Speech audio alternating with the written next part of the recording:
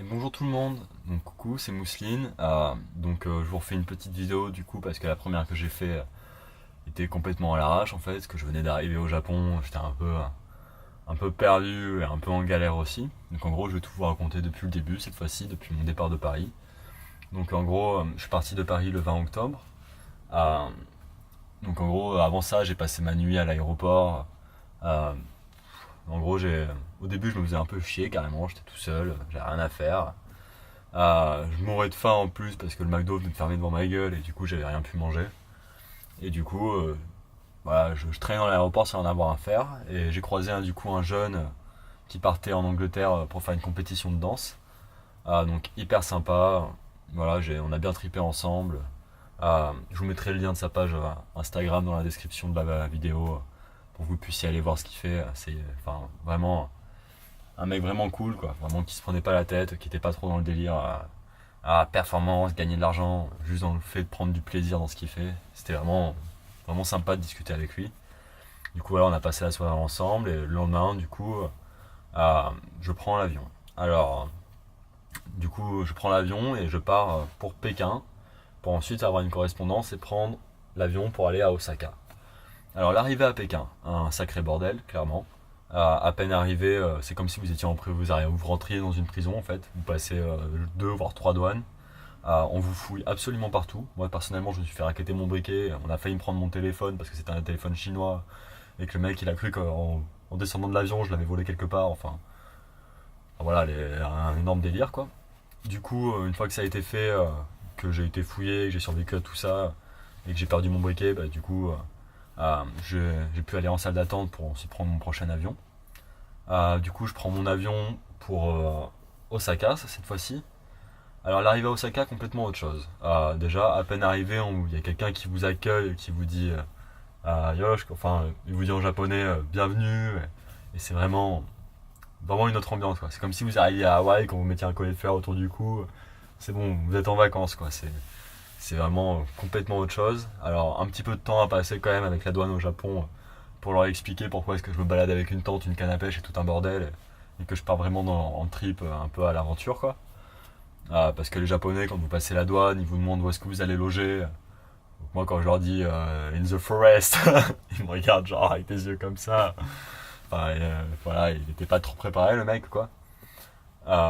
Du coup, je sors de l'aéroport et du coup, j'essaie de me débrouiller à prendre un bus en fait pour aller direction le centre d'Osaka parce que l'aéroport est très loin du centre-ville, à un peu plus d'une demi-heure de route. Du coup, je prends un bus guidé par un japonais qui m'a montré tout ce qu'il fallait pour prendre mon ticket parce que tout est écrit en japonais. Enfin, du coup, je suis dans le bus et là, je commence à discuter avec un jeune qui m'explique un peu où aller à Osaka, qu'est-ce qu'il faut voir. Alors honnêtement, je n'ai oublié la plupart de ce qu'il m'a dit, mais j'ai surtout retenu qu'il fallait manger des takoyaki quand on est arrivé parce qu'apparemment c'est la spécialité d'Osaka. Euh, du coup, c'est ce que j'ai fait à peine arrivé. En réalité, je mourais de faim. J'avais vraiment super faim. Du coup, je me suis fait des takoyaki. Alors, je vous le conseille vraiment. C'est une espèce de boule hyper chaude avec. Oh, c'est juste incroyable. Découvrez par vous-même. J'essaierai de vous mettre des photos quand j'en aurai parce que j'avoue que ceux-là, je les ai pas pris en photo, je les ai juste dévorés. Euh, et du coup, une fois que ça a été fait, j'ai été ensuite dans le Net Café où j'ai fait la première vidéo que j'ai fait précédemment.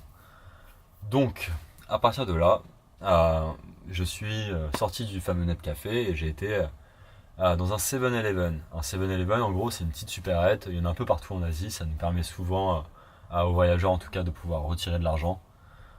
Du moins, c'est ce que m'avait dit ma banquière, mais faut croire que c'était peut-être le cas quand elle me l'a dit, mais c'était plus le cas actuellement au Japon. Faut savoir que, en tout cas, les 7-Eleven ne prennent plus les Mastercard.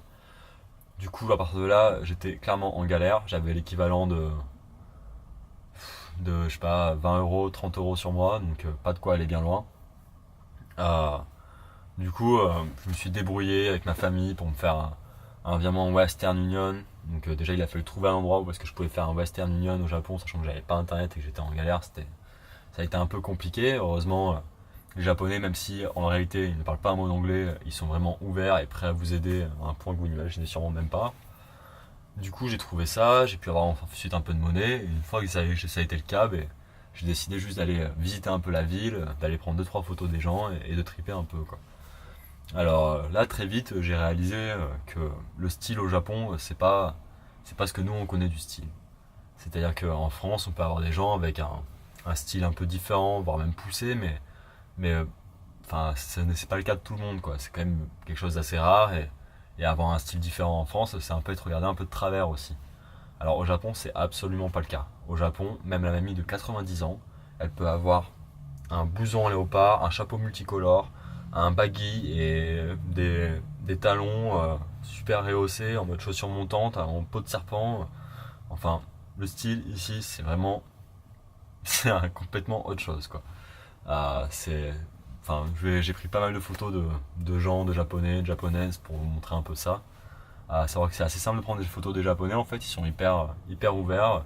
Il suffit de leur dire Sumimasen, watashi wa Fransujin desu, I am photographer, can I take one picture of you?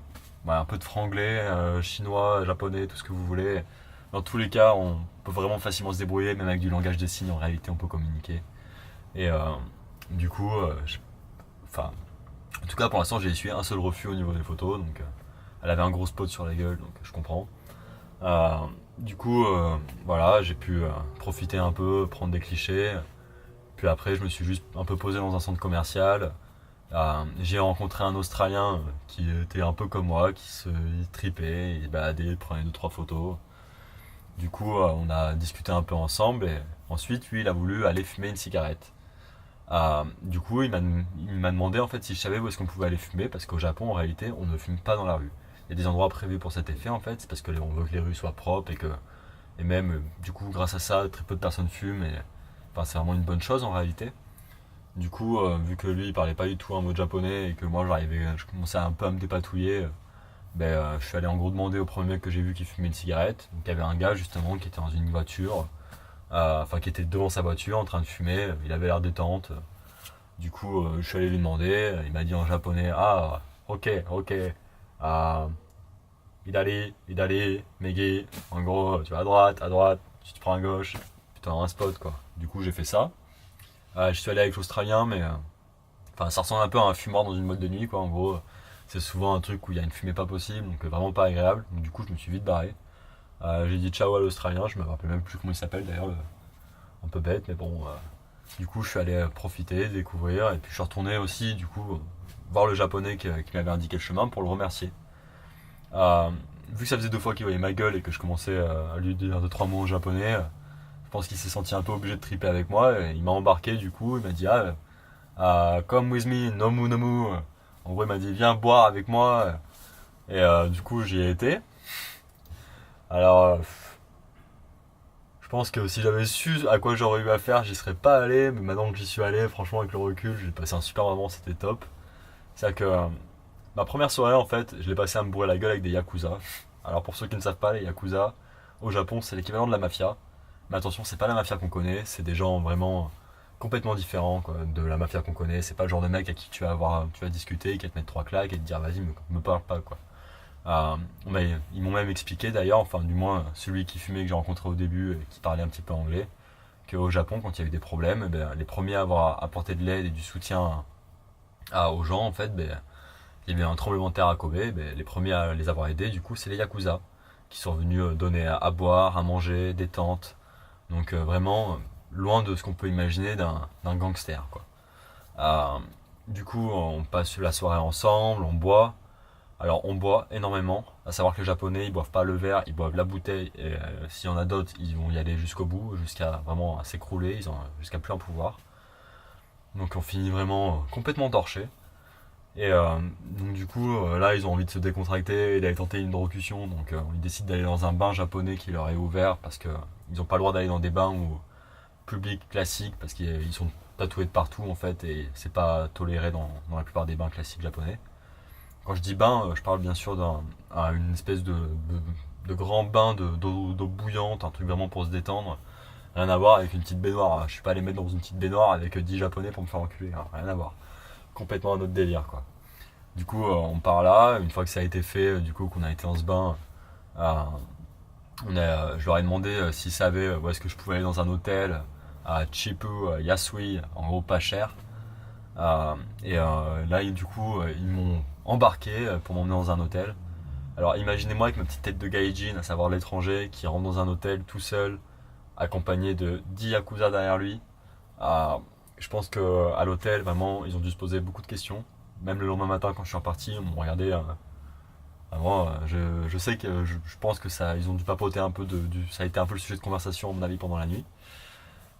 Et voilà, du coup, ils m'ont même payé l'hôtel pour vous dire, super hôtel d'ailleurs. Je sais pas combien ça leur a coûté, mais vraiment, vraiment loin, très très loin de ce qu'on pouvait imaginer, une bande de gangsters quoi. Ah, du coup, lendemain, j'attaque mon deuxième jour au Japon et en réalité, je suis arrivé au Japon en plein pendant un typhon. Donc le temps, un vrai bordel, un véritable déluge. Du coup, pour mon trip de base qui est de partir et de me foutre dans une tente et d'aller triper dans la forêt, bah clairement c'était mort. Hein. Là, si j'allais dans une forêt avec ma tante, je me retrouvais très vite à mon avis à m'envoler ou à me prendre un glissement de terrain dans la gueule ou je ne sais quoi encore. Donc du coup, je me suis débrouillé à trouver une guest house sur Airbnb, c'est là où je suis actuellement. Donc c'est le Sachi Peace Hotel. C'est vraiment un super, super guest house. J'ai pu rencontrer plein de personnes, des personnes qui travaillent le japonais, qui travaillent au Japon, des personnes qui sont simplement en voyage, qui ont pu me faire découvrir des endroits où manger, où triper, ou juste des endroits super sympas à voir. Du coup, j'en ai vraiment profité pour ça. Enfin, là, jusqu'à aujourd'hui, en tout cas, j'ai passé vraiment 2 jours à faire que ça, à bouger, à profiter de ça. Même si hier, c'était encore très compliqué de se balader et de bouger, car le temps ne le permettait pas vraiment encore. Je suis vraiment arrivé en plein dans un typhon, donc vraiment, à part les Japonais qui, par 150 km/h devant, sont en vélo avec un parapluie et au téléphone, comme vraiment serein, comme si tout allait bien. Moi, avec mon gros sac, je suis arrivé, j'étais trempé, quoi. J'ai vraiment trempé jusqu'aux os. Et du coup, j'avais pas vraiment envie de m'amuser à me balader pendant des heures et des heures. Du coup, le deuxième jour, ça a vraiment été assez tranquille. Vraiment recherche de logement, à survivre au typhon. Et puis après, le soir, quand même, on a encore bu un peu de saké avec les gens de la guest house. Je commence à croire que ici, c'est un peu la base de boire un coup le soir. Donc, moi, ça me dérange pas en fait. Enfin, vraiment pas du tout. Et voilà, du coup, ma deuxième journée s'est terminée comme ça, en buvant un verre. Et du coup, ma troisième journée, c'est-à-dire aujourd'hui, en gros, je suis allé me balader dans le Japon, enfin dans le Japon, dans Osaka. Je suis allé manger un super ramen parce que j'étais avec un ami que j'ai rencontré dans la guest house, un jeune du Texas qui m'a du coup embarqué pour me faire découvrir ce que c'était qu'un bon ramen. Alors le ramen c'est un bol, enfin j'ai pris une photo donc je vais vous montrer à quoi ça ressemble, mais franchement ça vaut le coup, c'est super bon et c'est vraiment pas cher en plus, c'est vraiment un bon repas pour pas grand chose. Une fois que ça a été fait, en gros on s'est juste baladé et on a pris dans les petites ruelles d'Osaka, prendre deux trois photos et voilà quoi. Donc bon ben je vais vous montrer un peu deux trois photos de tout ça et je voulais juste profiter du trip. Allez, à bientôt.